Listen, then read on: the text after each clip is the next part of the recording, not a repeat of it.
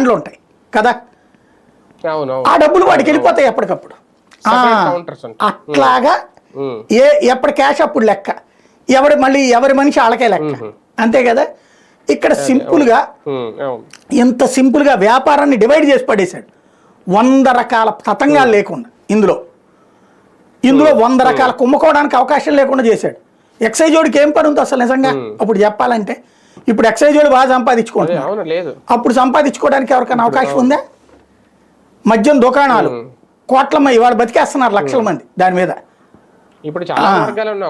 అది అట్లాంటిది లేకుండా చేశాడు. ఇంతమంది తినడానికి అవకాశం లేకపోవడం కరెక్టా?